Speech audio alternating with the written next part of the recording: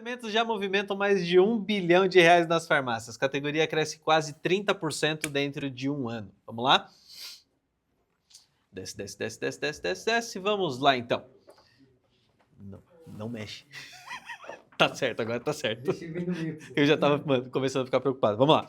Diante da busca crescente por prevenção e autocuidado dentro de tudo aquilo que a gente está tratando nas últimas semanas, os suplementos esportivos deixaram de ocupar um espaço complementar nas gôndolas para se tornarem um dos principais vetores de crescimento das farmácias. E os números revelam que a categoria superou uma marca emblemática. Segundo a Close Up International, o segmento alcançou em primeira vez cifras superiores a R$ 1 bilhão. O faturamento de 1,08 milhão e 80 mil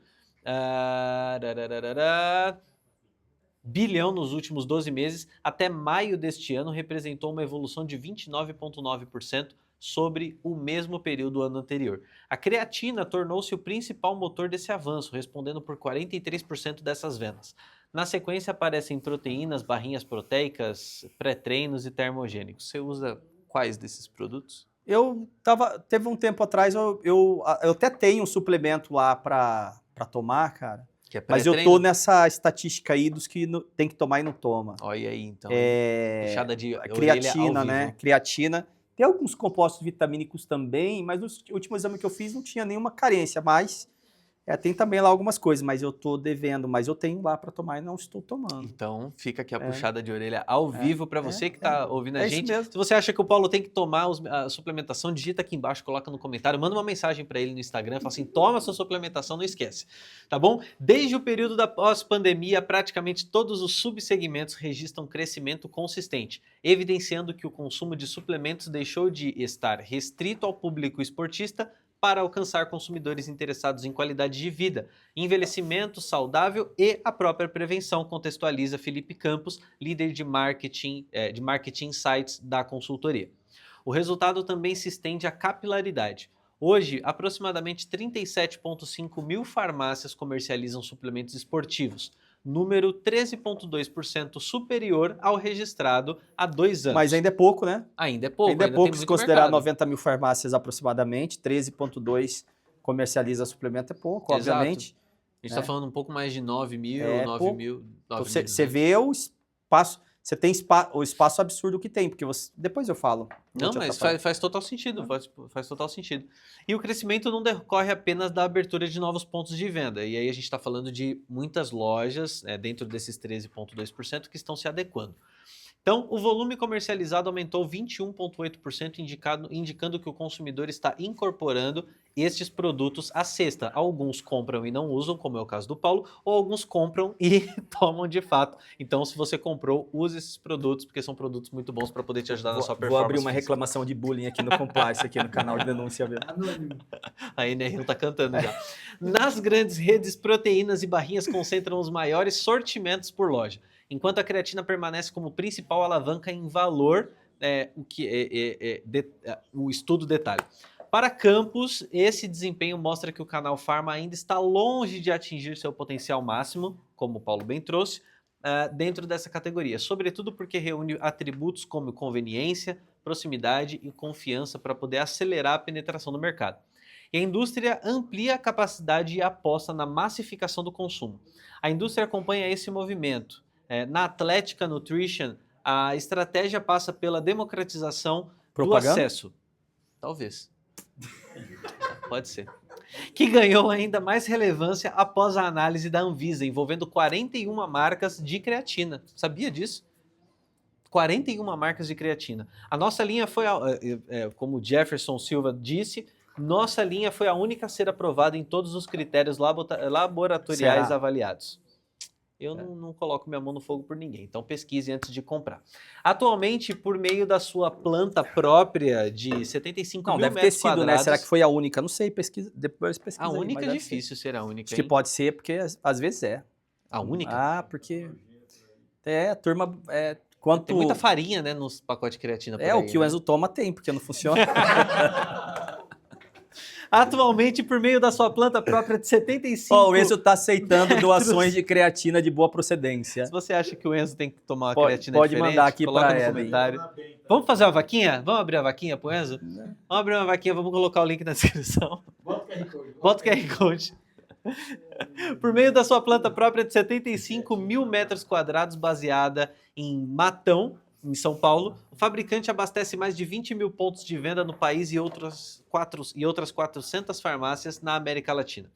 A distribuição deixa de ser operação e vira a própria estratégia. O fortalecimento do mercado também depende de uma cadeia logística preparada para sustentar esse crescimento. Na visão de Alexandre Magno Cunha, CEO da AMC Distribuidora, o distribuidor deixou de desempenhar apenas um papel operacional para atuar como agente de desenvolvimento da categoria. Ele reforça que a distribuição conecta indústria e varejo, garantindo disponibilidade, velocidade de reposição e execução comercial, fatores que são decisivos para consolidar o mercado de suplementos nas farmácias. Especializada em produtos saudáveis, a empresa atua há mais de 2 décadas no segmento e atende mais de 6 mil farmácias. A estrutura inclui mais de 3 mil metros cúbicos de capacidade de armazenagem, dá para tomar bastante creatina com tudo isso aqui, centro de distribuição com 1.300 metros quadrados, é uma propaganda, a gente está fazendo uma propaganda aqui sem perceber. Entregas em até 3 dias úteis e serviços adicionais como ações de degustação, sell-out e monitoramento completo dos pedidos. Farmácias transformam a prevenção em próprio hábito. O novo perfil do consumidor ajuda a entender esse cenário. Dados apresentados pelas farmácias Pague Menos indicam que 86% dos brasileiros afirmam ter adotado hábitos mais saudáveis. Apenas 23% consomem suplementos regularmente. O Paulo está dentre um daqueles que não consome, mas possui. Então metade do caminho está feito. A diferença entre intenção e consumo revela um enorme potencial de expansão para o setor. Mariane Senhori, diretora das marcas próprias do grupo, diz: o brasileiro quer a saúde, a barreira não é o desejo, mas o acesso, e a confiança e a construção do próprio hábito. Segundo a executiva, as farmácias detêm vantagens competitivas difíceis de replicar por outros canais: capilaridade, conveniência e a credibilidade do farmacêutico como profissional de saúde. Com aproximadamente 1.700 lojas distribuídas pelo país, a rede aposta que o próximo ciclo de crescimento virá da inclusão de consumidores das classes C e D que muitas vezes nunca frequentaram uma loja especializada de suplementação. Outro pilar dessa estratégia é o fortalecimento das marcas próprias. Para a Mariana, democratizar suplementos significa reduzir a barreira de preço sem abrir mão da qualidade, fortalecendo a fidelização do consumidor e ampliando o acesso à categoria. O Enzo não está prestando atenção, ele não subiu o texto. Mas vamos lá, seguindo, os resultados começam a aparecer. O mercado brasileiro de vitaminas, minerais e suplementos já movimenta 16,9 bilhões de reais e pode alcançar 37 bilhões até 2033. Dentro da Pague Menos, consumidores da categoria apresentam frequência de compra significativamente superior à média, reforçando o potencial de suplementos. A língua dele engasgou. Para elevar respira. A recorrência e rentabilidade do varejo farmacêutico. Fala alguma coisa aí para eu tomar uma. Beleza, vamos lá. Cara, na verdade é o seguinte... A estratégia também avança entre outras grandes redes. Tô brincando, pode trouxa. falar. Pode falar. A pergunta é o que está por baixo disso, né? Desses números, porque os números são bons. Quando você vê falar que ultrapassou 1 bi, lógico, cresceu 30%, é um número sensacional, mas o que está por baixo disso? O que está debaixo desse tapete? Porque o número ele não acontece por acaso. Ele é uma resposta, né? Ele evidencia algo, e nesse caso, para mim, é muito claro que é uma resposta do mercado a, mais uma vez, o que a gente está falando, uma mudança muito profunda do comportamento do consumidor, que já vem acontecendo há algum tempo e só se acelerou. Exato. Né? O brasileiro mudou. Não só o brasileiro. Acho que todo mundo no mundo inteiro mudou, né? A mentalidade mudou. A mentalidade mudou, a visão de mundo mudou, relação com o trabalho mudou, contexto mudou, tudo mudou. É por isso que a gente fala de mundo VUCA, depois inventaram o mundo BANI, né? Que é tudo muito complexo, ambíguo, instável, acelerado, tudo muda muito rapidamente. As pessoas não querem mais só tratar a doença, né?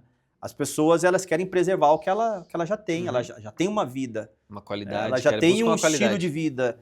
ela já tem um elemento cultural, ela quer preservar isso. Né?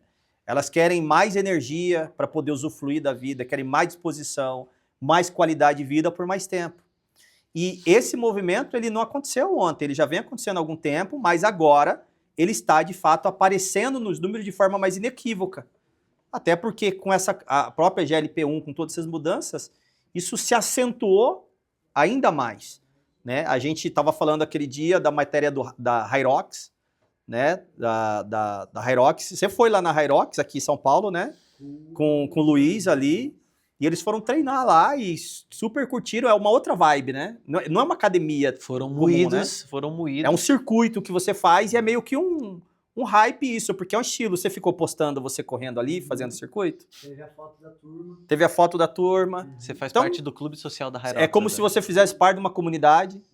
Né? Então, então, pertencimento virou mercado de consumo, criação de comunidade, mercado de consumo, tudo isso. Né? E quando um comportamento como esse do consumidor ele aparece nos números dessa forma, ele já começa a deixar de ser tendência. Não estamos falando de tendência, nós estamos falando de uma realidade. É de uma estrutura. Né? Então, a pergunta que eu faço para qualquer dono de farmácia que nos assiste é se você está respondendo essa mudança. A pergunta ela não é uma pergunta retórica, ela é uma pergunta objetiva. Ou se ainda está esperando o cliente chegar com uma indicação, uma receita na mão, ou porque com uma caixinha que algum colega indicou. Como é que a gente está trabalhando já algo que é um fato específico. A gente viu lá, acho que foi 35, 37 mil farmácias que trabalham de novo. Então, você vê que tem uma grande quantidade de farmácias que nem o segmento não trabalha, e eventualmente quem trabalha, né, está trabalhando errado. E eu gosto muito de ler contexto e de conectar o contexto com as necessidades estratégicas do dia a dia. E o contexto aqui é muito claro, 86% dos brasileiros dizem ter adotado hábitos mais saudáveis, ponto. Exato. Eu tenho uma dúvida. Ponto. Você acha que esses novos produtos, que nem a Heinz lançou ketchup zero, a própria cerveja aí está diminuindo caloria, Sim. glúten, essas Sim. coisas, eles são de fato saudáveis ou é mais por estética, você acha? Tipo, não. Uma Coca Zero. Como que mantém... Para o pessoal saber.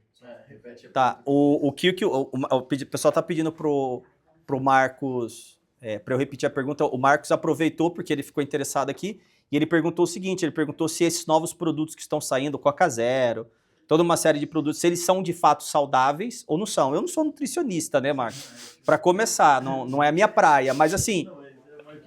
Não, eu vou falar o que eu acho, irmão, eu só tô deixando claro que eu não sou nutricionista. Qual a sua literatura sobre isso? Não, eu só tô deixando claro que eu não sou nutricionista, mas assim, é óbvio que ela subtrai alguns... Se você pegar, por exemplo, uma Coca-Cola, aí tem muita discussão sobre a questão do sódio, né? Eu não sou nenhum perito para dizer isso. Mas eu entendo que você consumir uma Coca-Cola com alto teor de açúcar é muito pior do que você consumir zero.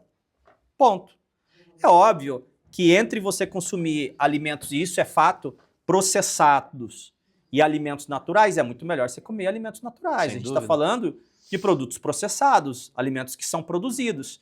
Mas ainda é muito melhor consumir os alimentos que são feitos sob essa prerrogativa e que de fato eliminam determinado tipo de produtos que são conhecidamente danosos, do que se alimentar totalmente errado. Então eu acho que sim, eu mesmo, sempre que posso, eu não tomo, por exemplo, você citou o exemplo da Coca Zero ou qualquer produto zero, eu não tomo mais praticamente refrigerante com açúcar há muito tempo, virou um hábito, entendeu? Virou um hábito. Até o ketchup zero, minha mãe comprou agora da Heinz, que lançou o novo. O Marcos está dizendo sim. que a mãe dele comprou ketchup zero, eles só consomem refrigerante zero, lá em casa também. É óbvio que tem algumas porcarias, principalmente a criançada que gosta, muitas vezes lá de comprar algumas coisas, mas eu particularmente, é muito regrado. Você vê meu almoço aqui, como é que é salada, peixe quase todos os dias praticamente. É um hábito, porque é um contexto que a gente está inserido, meio que você vai tendo mais clareza, mais conhecimento, mais entendimento, e a sua consciência muda, e as pessoas estão mudando a consciência, olhando para a saúde. Minha filha tem 16 anos, a Nicole, que é linda, maravilhosa, um beijo do papai, ela vai ver isso, ela vai ficar louca da vida. Entendeu? E é good vibes total, curte ficar sozinha, né? Lê o livro, não quer estar na balada, não quer estar na bagunça. Que coisa boa. Cara, é exatamente a vibe da geração Z, né? Que tá bebendo menos. Né? Então, para a gente concluir aqui, para a gente continuar, a gente então tem de fato um consumidor novo. E essa lacuna, né? Como eu trouxe ali agora há pouco, que apenas 23% das pessoas consomem suplementos regularmente. Então, olha só, 86% dos brasileiros dizem ter adotado hábitos saudáveis, mas somente 23% consomem suplemento regularmente. Então, o gap, né? Tem um gap absurdo em torno disso. Então, eu acredito que esse número é só o começo. Ele tende a evoluir muito mais. E aqui, a questão que fica é o seguinte: como é que a gente se adapta a isso na prática? Né? A questão não é reinventar a roda, mas é de adaptação total. A farmácia já tem o que esse tipo de consumidor precisa. Cara, ela tem o farmacêutico, eu bato o tempo todo na tecla, eu sou farmacêutico. Né? Farmacêutico é vocacionado, né? Estuda para isso, para dar um atendimento e uma segurança técnica para o consumidor do uso racional dos produtos do medicamento. Esse é o papel. E o farmacêutico está lá para isso.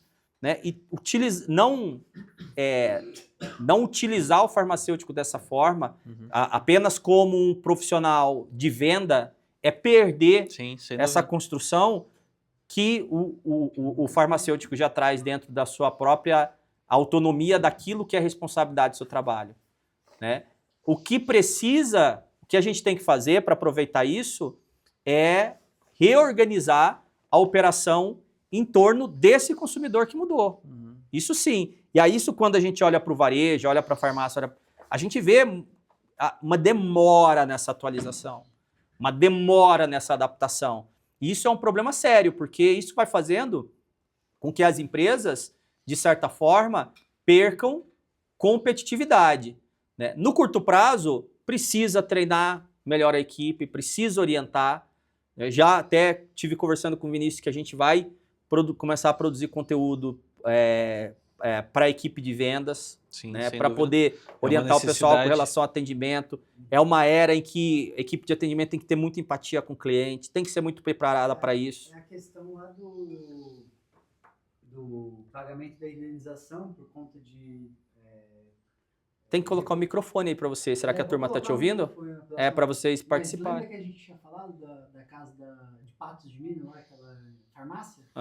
Que foi condenada porque... Uma farmácia que foi condenada. Por conta de recomendação errada. De recomendação errada. Acontece, eu já vi caso de morte. Por recomendação errada, sim. Né? De criança até. Né? Então, assim, que saiu em notícias. Agora, essa capacitação é importante, mas é uma capacitação porque, além da responsabilidade que você trouxe, mas é saber explicar sobre os suplementos para o cliente, porque o cliente, muitas vezes, não tem acesso às orientações adequadas. Não é todo mundo que consegue ir no endócrino, cara. Né? Tem uma parte da população que não tem acesso. Ele vai onde? Ele vai na farmácia. Né? Ele vai na farmácia ali, né, entender sobre as creatinas, como tomar, né, como utilizar, enfim, e repensar o próprio posicionamento dessa categoria no ponto de venda. Né? Há muita falha de execução no ponto de venda. Né? Muitas vezes os produtos não são colocados corretamente na gôndola, não tem o mix adequado, o sortimento dentro da demanda que existe naquela região. E quando tem, não comunica corretamente, não tem preço bem estabelecido. Né? Às vezes é uma bagunça. E tudo isso é importante para sinalizar ao cliente que aquele espaço, o cliente tem que chegar a entender que ali tem um espaço de saúde preventiva, sem que ninguém tenha que falar nada para ele. Né? A farmácia tem que se auto-sinalizar. Quando o cliente navega bem dentro, quer dizer que a execução do ponto de venda está precisa. Né? Ela está precisa, ela está bem feita. Isso já é meio caminho andado. Às vezes, tem muita gente que fica preocupada em fazer promoção para atrair cliente, porque esses fundamentos inexistem. Né? Esses fundamentos inexistem. No longo prazo, obviamente, construir um relacionamento com esse consumidor que vai durar muito além da primeira compra. Então, muitas vezes ele recebe um bom atendimento, tem uma boa indicação do produto, utiliza o produto, dá resultado que ele espera, o grau de confiança que ele constrói naquele estabelecimento, né? Então, isso é muito importante. 63% dos brasileiros que querem cuidar da saúde ainda não encontraram o caminho certo para começar. Então, tem aí uma absurda oportunidade, tem aí uma mega mudança e é preciso que todos nós, que todas as farmácias, que todo o varejo esteja olhando para essas transformações e tomando medidas rápidas para absorvê-la. É muito importante, Vinícius, a gente olhar para os nossos números também, entender essas participações para orientar corretamente as nossas lojas na execução de ponto de venda. Nós vamos meter a cara nisso daí, vamos olhar para isso daí também.